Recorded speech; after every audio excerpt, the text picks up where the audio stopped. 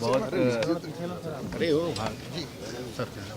बहुत दुखद घटना है, अलार्मिंग भी है, क्योंकि ईवी का युग है अभी और ईवी के चार्जिंग में आग लगी, मतलब ये हम सबके लिए सोचने वाली बात है कि क्योंकि पूरा समाज ईवी की तरफ जा रहा है, पूरी दुनिया ईवी की तरफ जा रही है।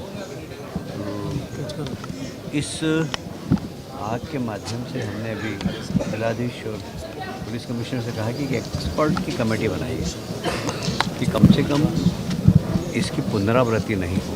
ये आग कैसे लगी, क्या क्या सब स्टैंडर्ड चार्जिंग स्टेशन था, क्या सब स्टैंडर्ड केबल थी, मतलब इसकी पूरी जानकारी लेकर और एक एसओपी बनाना चाहिए। क्योंकि हर घर के अंदर आज की तारीख में लोग सोचते हैं कि अब नई गाड़ी ख़रीदना है तो ईवी खरीदें, क्योंकि वैसे भी आप देख रहे हैं विश्व के अंदर जो अभी चल रहा है ऑयल को लेकर ही चल रहा है और ऑयल के कब क्या भाव होंगे पता नहीं, इसलिए सब लोग ईवी के बारे में सोचते हैं। मैं भी सोचता हूँ कि अगली गाड़ी कोई ख़रीदना है तो ईवी ही खरीदना है, पर ईवी की चार्जिंग से अगर आग लगती है तो ये तो बहुत अलार्मिंग है। और इसमें कहाँ क्यों लगी आग, वैसे पूरे ईवी वाले कहते हैं कि सब सेफ़ है, सब सेफ़ है, सब सेफ़ है, पर आग का कारण ईवी है, चार्जिंग स्टेशन है और उसके कारण आग लगी है। तो क्यों लगी इसको ज़रूर हम पता लगाएंगे। और मुझे लगता है कि मैं ब्रजेश्वरी में बहुत दिनों बाद आया हूँ, मतलब इतनी छोटी छोटी प्लाट पे इतने बड़े बड़े मकान मल्टी, ये भविष्य के लिए भी समस्या है।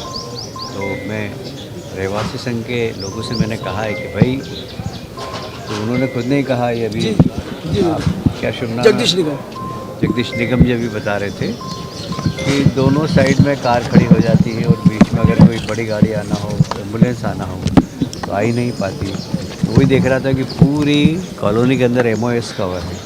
तो ये सब चीज़ें हैं, पर हमें क्योंकि बहुत पुरानी कॉलोनी है, मैं बहुत वर्षों बाद इस कॉलोनी के अंदर आया हूँ, तो हमें इस बारे में भी अब विचार करना पड़ेगा, शक्ति के साथ, ताकत के साथ नागरिकों को भी इस बारे में सोचना पड़ेगा। ये बहुत बड़ी घटना है, अलार्मिंग घटना है और भविष्य में इस घटना की पुनरावृत्ति नहीं हो, इसके लिए एक SOP ज़रूर बनाएंगे। और भविष्य में ये भी देखना पड़ेगा कि जो भी हमारे रहवासी संघ है, मेयर साहब से मैं आग्रह करूंगा कि रहवासी संघ की एक बैठक बुलाकर और इस प्रकार जो सड़क पर कार रख देते हैं जिसके कारण गाड़ी ही नहीं आ पाती है, उसके बारे में भी रहवासी संघ को ही प्रयास करना चाहिए। अब वो देखेंगे ना, अभी मैं आई एम नॉट एक्सपर्ट, मैं एक्सपर्ट नहीं हूँ। मैंने इसीलिए बहुत अच्छा कमिश्नर और कलेक्टर साहब को यही कहा है कि एक एक्सपर्ट की टीम बनाइए। मैं भी एक को जानता हूँ जो इस दिशा में बहुत अच्छा काम करता है, अभी वो दुबई शिफ्ट हो गए हैं। आवश्यकता होगी तो हम दुबई से बुला लेंगे उसको, और इसमें देखना पड़ेगा। और इसकी SOP तो बनना ही चाहिए, क्योंकि सब स्टैंडर्ड केबल के कारण भी हो सकता है। कई बार, जैसे मैं उदाहरण बताऊँ आपको, कि हमारा फ़ोन है, वो अगर 1 घंटे में चार्ज होता है और रात भर अगर पड़ा रहता है तो कई बार फ़ोन बस्ट हो जाता है, कई बार फ़ोन बस्ट हो जाता है। क्या ये कारण है क्या?